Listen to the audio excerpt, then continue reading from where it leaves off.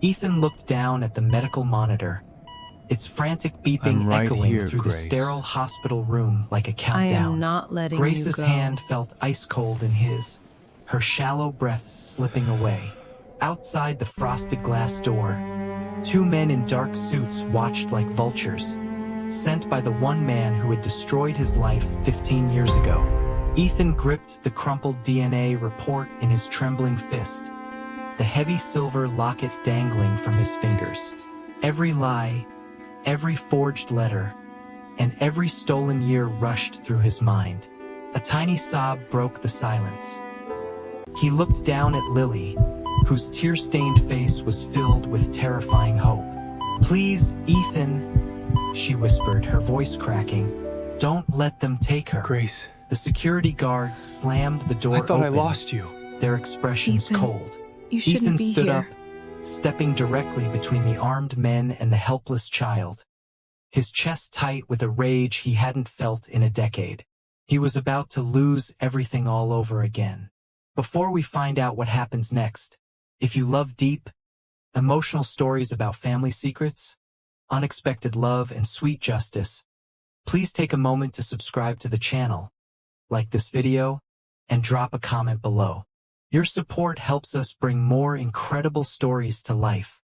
3 days earlier, the heavy glass doors of the Grand Plaza Hotel flew open, breathing a wave of frigid night air into the suffocating warmth of the luxury charity gala. Flashbulbs erupted in a blinding sequence, reflecting off the polished black hood of the waiting limousine. Reporters pressed against the velvet ropes, shouting questions over one another, desperate for a single quote from the man of the evening. "Mr. Blackwood, over here. Is it true Blackwood Industries is acquiring Langston Enterprises by the end of the quarter? Ethan, look this way. Share the secret to becoming a self-made billionaire before 50. Ethan Blackwood didn't look back.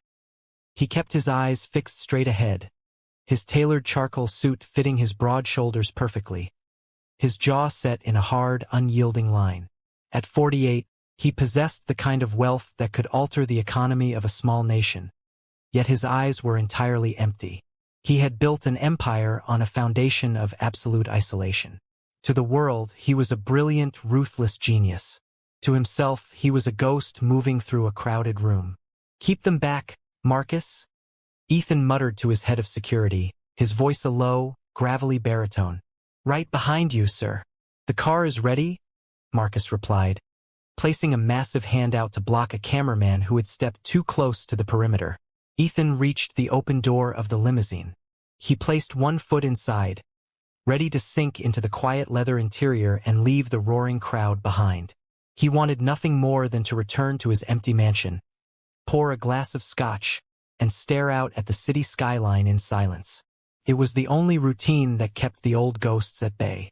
Just as he began to lower his head to enter the vehicle, a sharp pressure clamped down on his left hand. It wasn't the aggressive grip of a reporter or the firm touch of a security guard. It was small, tiny, gentle, yet remarkably desperate. "Sir, please, get her out of here," Marcus shouted, his hand immediately reaching down to intervene.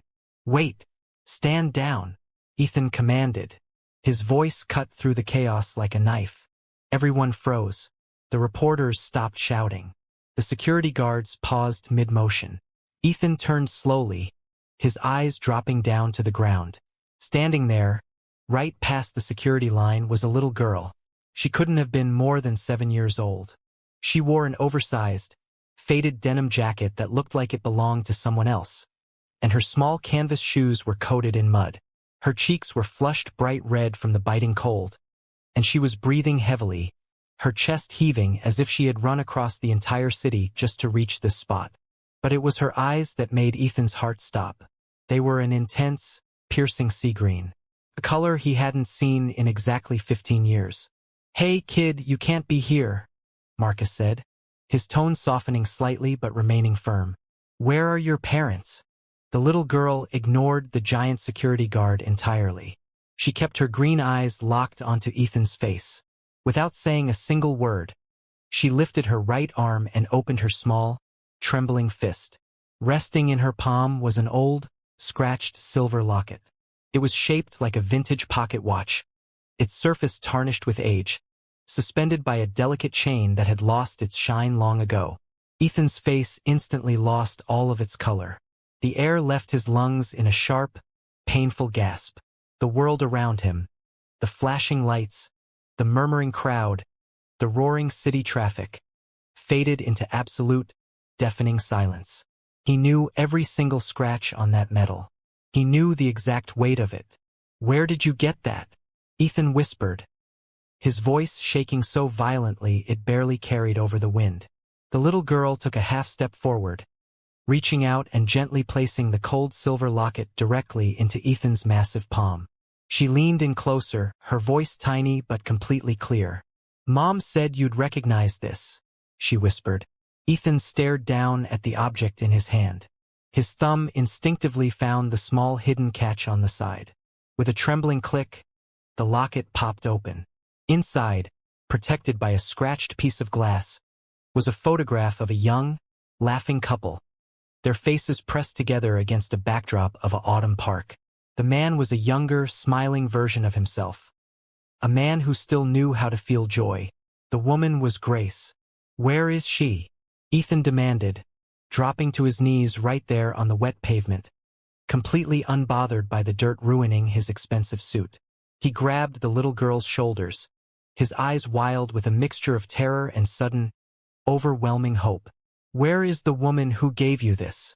Tell me." "She's sick," the girl said, a tear finally spilling over her lower eyelid and cutting a clean path through the dirt on her cheek. "She's in the hospital. She told me to find the man in the news. She said you'd know what to do."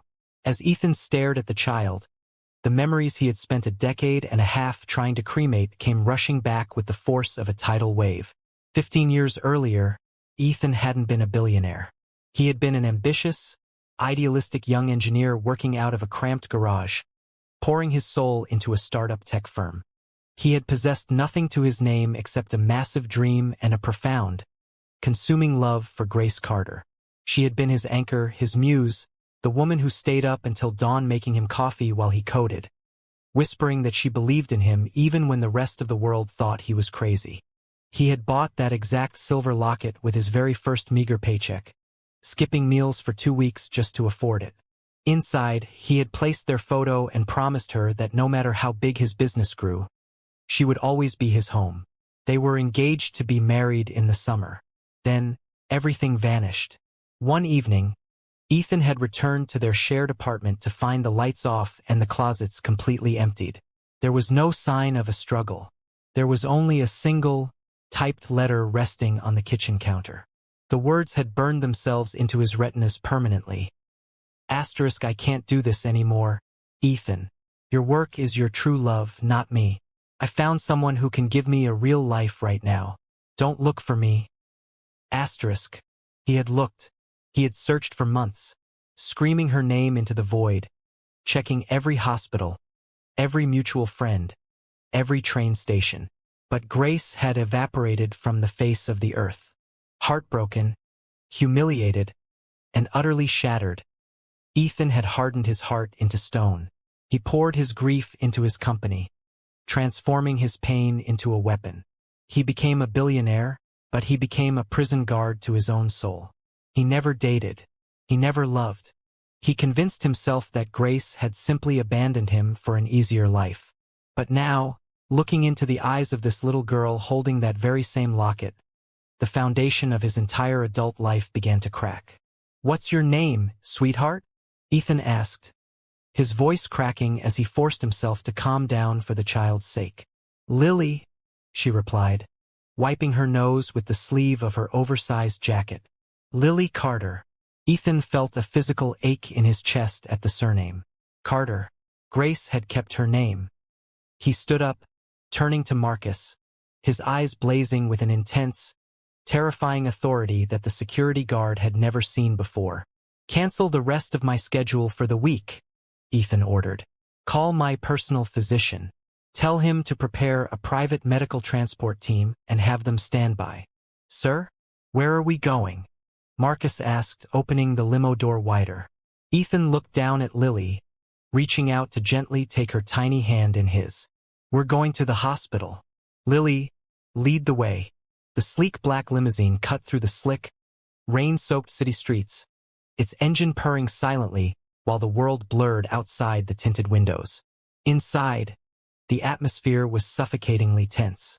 Lily sat small on the expansive leather seat, her mud-stained canvas shoes dangling a few inches above the plush floor mat. She gripped a warm cup of cocoa that Marcus had hastily grabbed from the hotel lobby, her eyes wide as she took in the luxury surrounding her. Ethan sat across from her, his hands clasped tightly between his knees. His gaze shifted back and forth between the little girl's face and the open silver locket resting on the armrest. The contrast was devastating. The young woman in the photo possessed the same sharp, elegant jawline and the identical, unmistakable sea-green eyes as the child sitting right in front of him. "How long has she been sick, Lily?" Ethan asked, his voice barely louder than a whisper, terrified that any sudden noise might shatter the fragile reality of the moment. Lily looked up from her drink, a faint line forming between her brows. "A long time. She coughs a lot, especially when the weather gets cold like this. But last week, she couldn't get out of bed. The landlord came and shouted at her because we couldn't pay the rent. After he left, Mom cried for hours.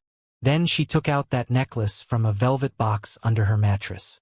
She told me to watch the news, find the man named Ethan Blackwood, and give it to you." Ethan's jaw clenched so hard the muscles in his cheek twitched. Did she ever talk about me before that?" Lily nodded slowly, taking a small sip of her cocoa. "She told me stories about a man who could build anything out of nothing. She said he had a heart bigger than the whole city, but that he was far away, fighting a big war to protect people. I asked her why we couldn't go live with him, and she said the world was too complicated." A heavy wave of guilt and confusion washed over Ethan. If Grace had willfully abandoned him for another man, why would she speak of him with such reverence to her daughter? Why would she keep the locket? And why, after 15 years of absolute silence, would she send her child to find him now in her darkest hour? None of it made sense. The narrative he had built to protect his broken heart for over a decade was beginning to unravel, thread by thread. "We're here, Mr. Blackwood," Marcus announced from the front seat as the limousine pulled up to the curb. Ethan looked out the window and felt a cold pit form in his stomach.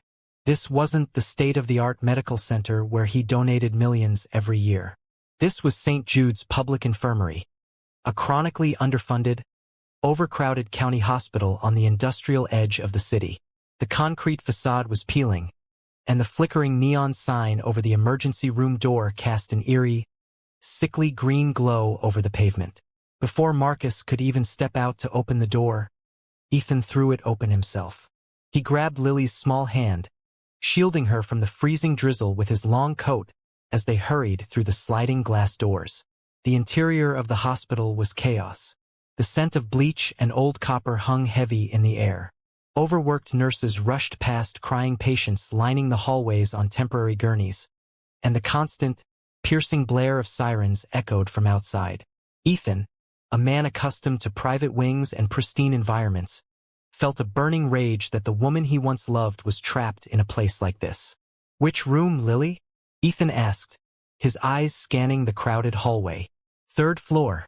Ward C," Lily said, her grip tightening on his fingers. "She's in the corner bed." Ethan didn't wait for the slow-moving elevator.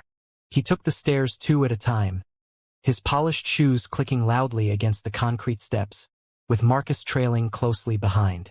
When they reached Ward C, Ethan stopped dead in his tracks. The ward was a large, open room separated only by thin, faded yellow curtains. Lily led him toward the very back, past patients coughing heavily and monitors chiming weakly. She pulled back a frayed curtain, revealing a small, cramped cubicle. There, lying on a narrow hospital bed, was Grace. Ethan's breath hitched in his throat. The vibrant, laughing girl from his memories and the photograph had been brutally eroded by time and illness. Her skin was a pale, translucent gray, her cheekbones sharply prominent, and her once thick chestnut hair was brittle and thin.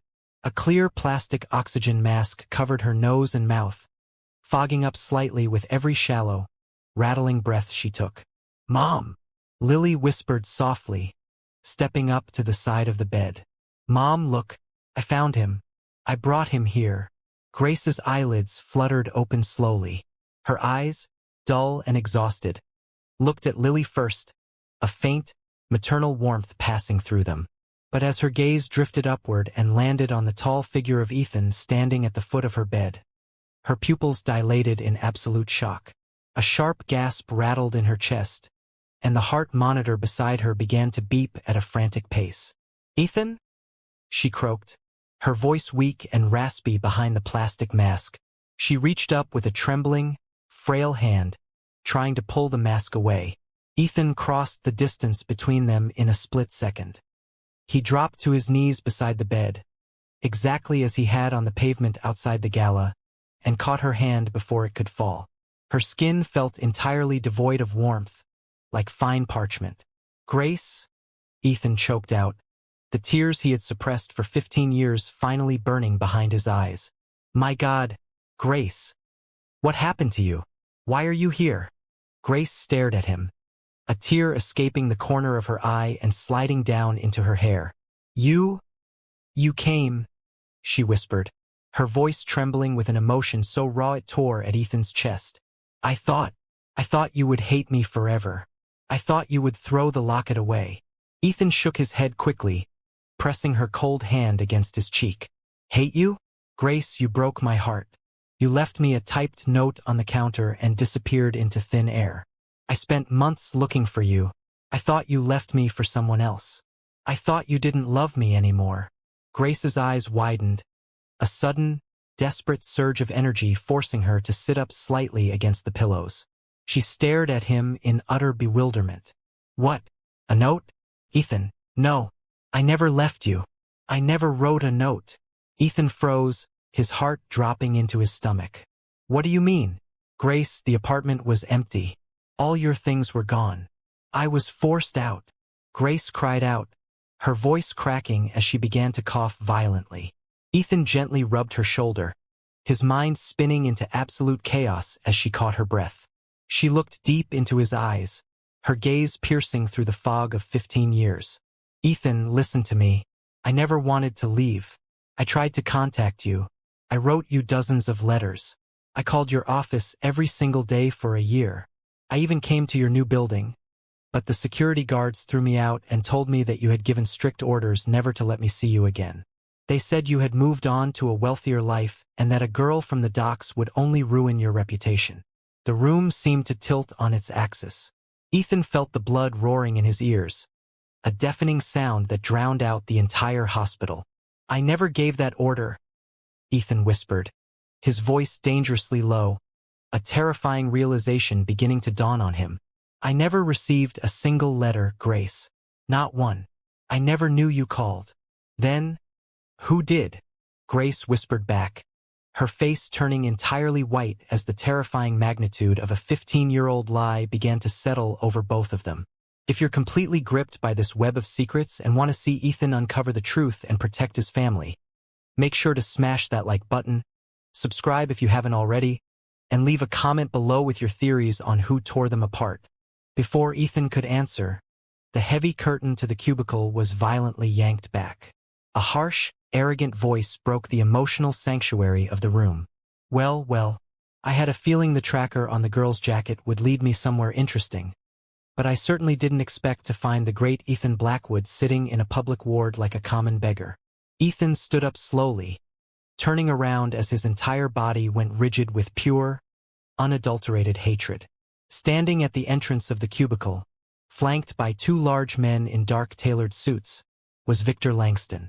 Victor was 62, with slicked-back silver hair, a sharp, avian nose, and eyes as cold and calculating as a winter frost.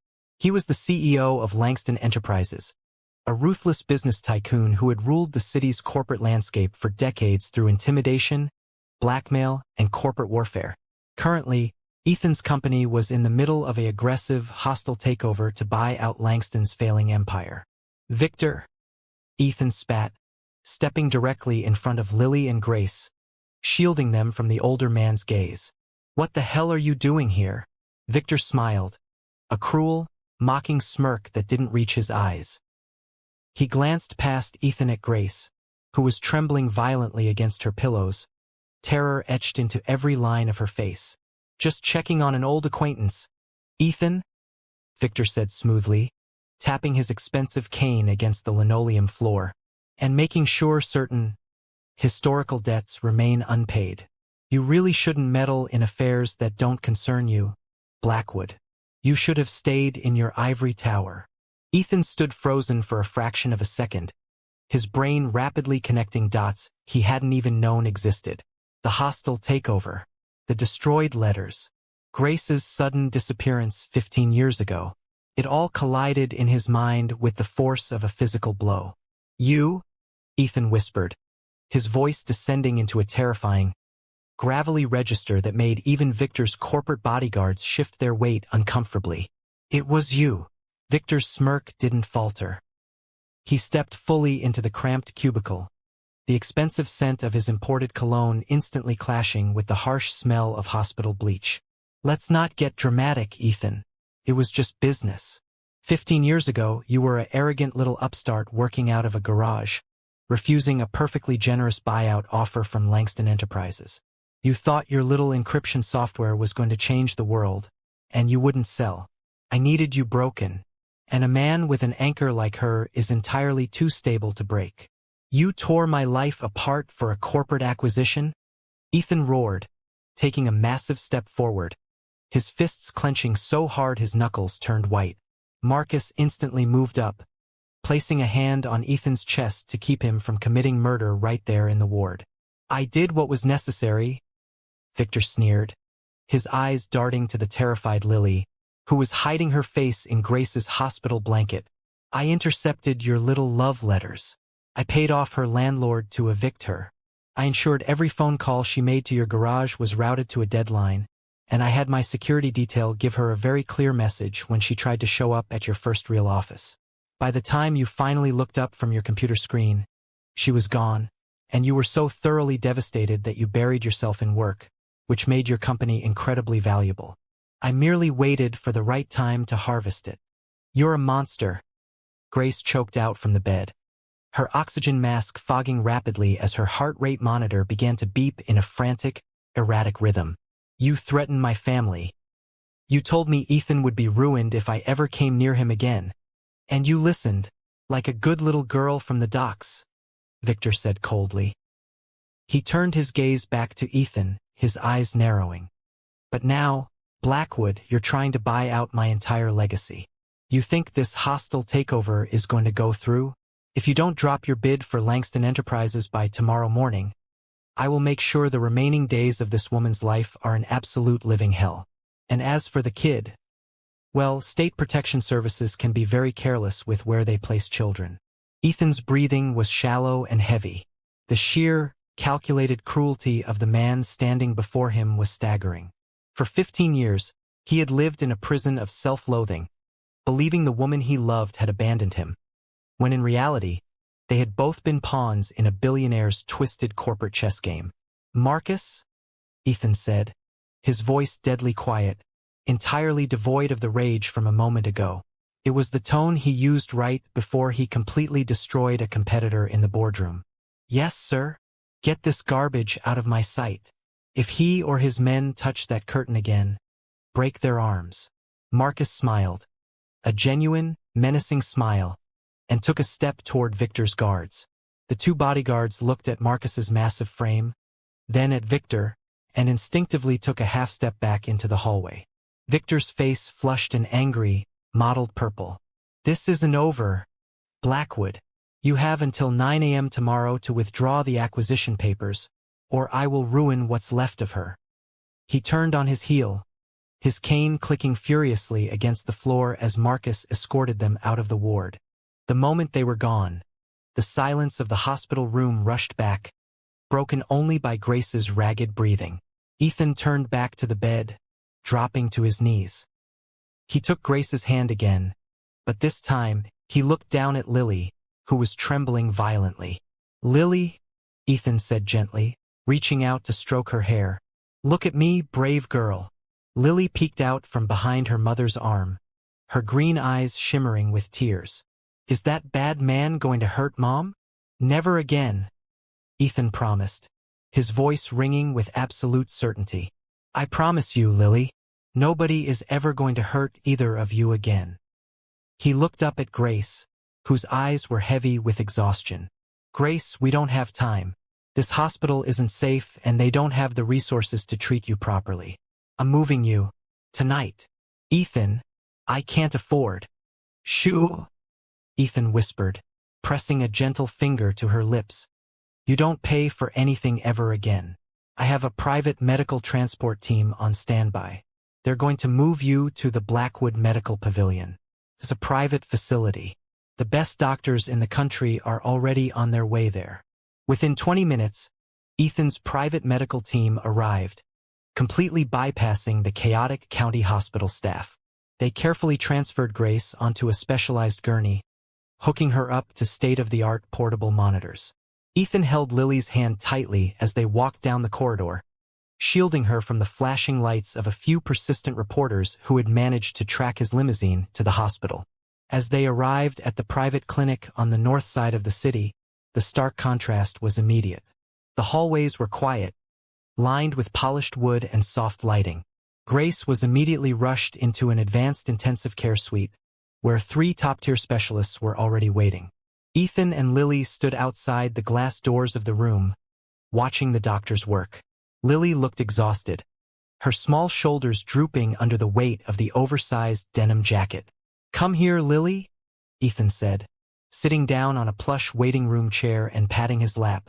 The little girl hesitated for a second, then climbed up, burying her face into his expensive suit jacket.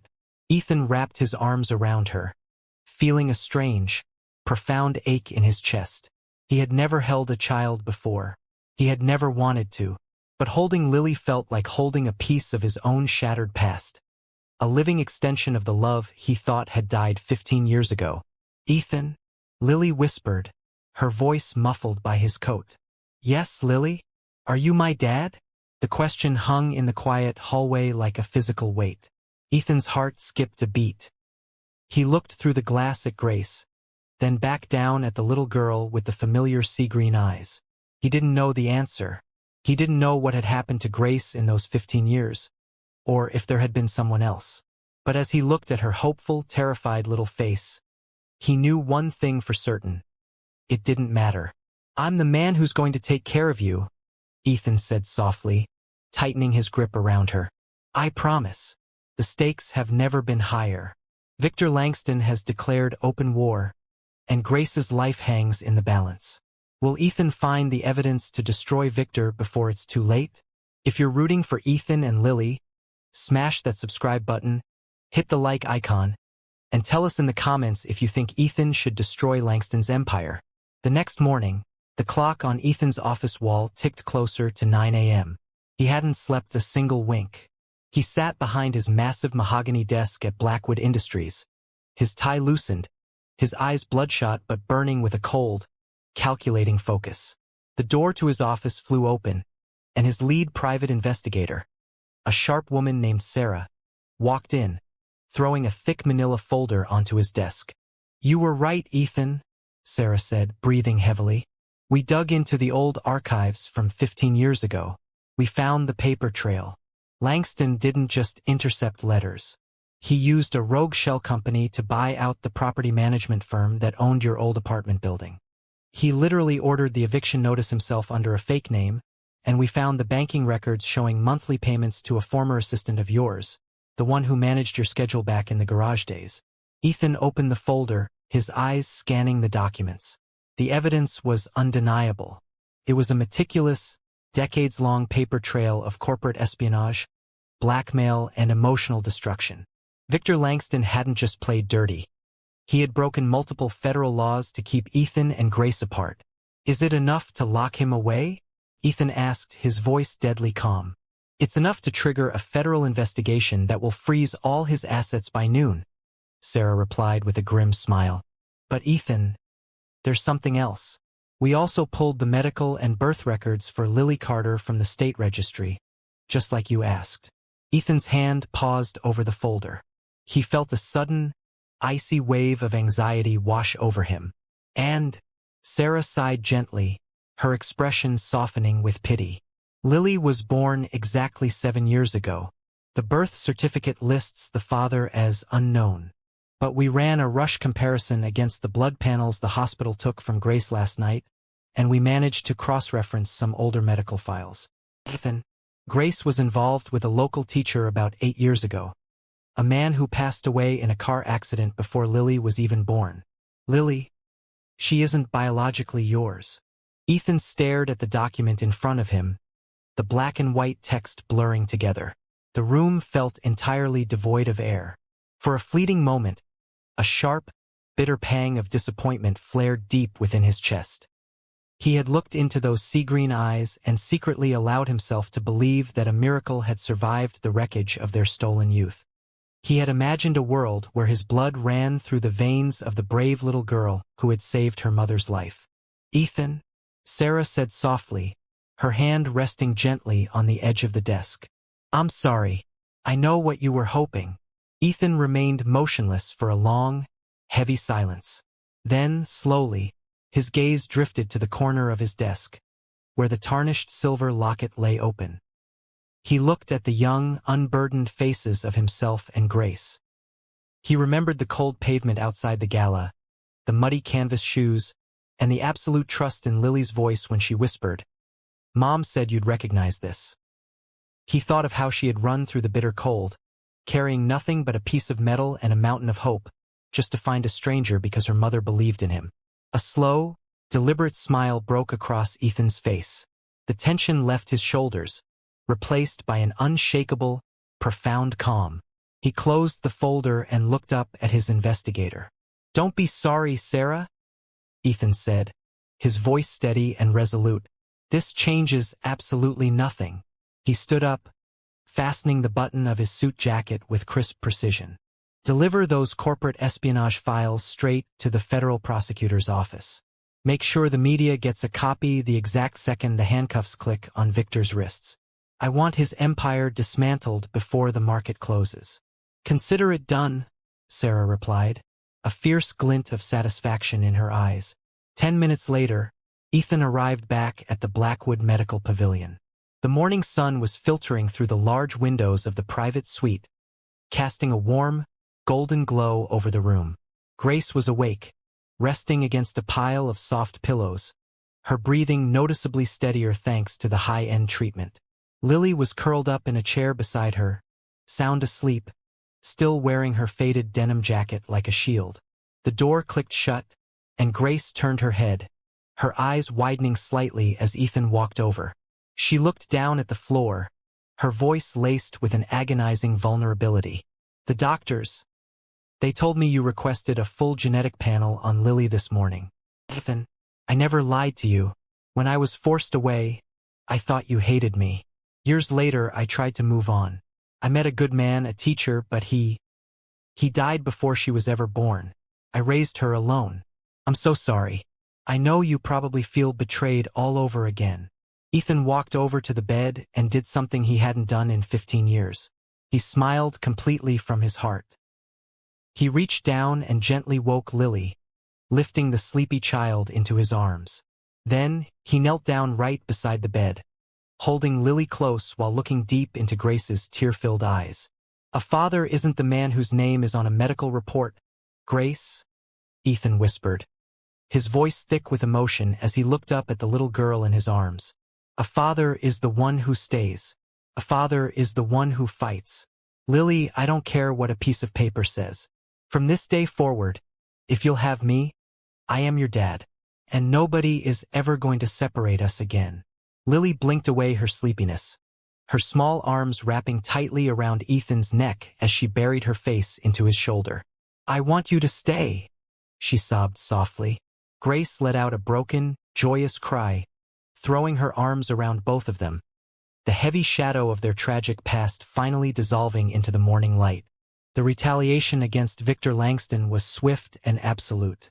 By noon, federal agents raided Langston Enterprises, arresting the elderly tycoon on charges of fraud, corporate espionage, and extortion. Flashbulbs blinded Victor as he was led away in handcuffs, his legacy shattered into pieces by the very man he had tried to break. Months passed, and the bitter winter gave way to a brilliant, blooming spring. The grand Blackwood mansion, which had stood for a decade as a cold, silent monument to Ethan's loneliness, was now filled with a sound it had never known before: laughter.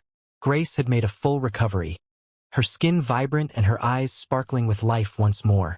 Lily, now wearing clean clothes and bright new shoes, ran through the manicured mansion gardens, chasing a golden retriever puppy Ethan had bought her for her 8th birthday. Ethan stood on the stone terrace, watching them both. He reached into his pocket and pulled out the old silver locket. It had been professionally cleaned and restored, the metal gleaming brightly in the afternoon sun. He snapped it shut and hooked it onto his watch chain. It was no longer a reminder of a bitter loss. It was a symbol of the family he had almost never found. The camera gently pans out, capturing Ethan walking down the terrace steps, reaching out to catch Lily as she runs toward him, laughing, while Grace walks up to join them, wrapping her arm around his waist. Sometimes, the smallest hand can lead someone back to the life they were always meant to live. If this story touched your heart and reminded you of the true power of love, please subscribe to our channel, like this video, and share it with someone who needs an emotional pick-me-up today. Before you go, we want to hear from you. Turn to the comments section right now and tell us. Do you believe family is strictly created by blood, or is it created by the people who choose to stay when everyone else leaves? Let us know your thoughts, and we'll see you in the next story.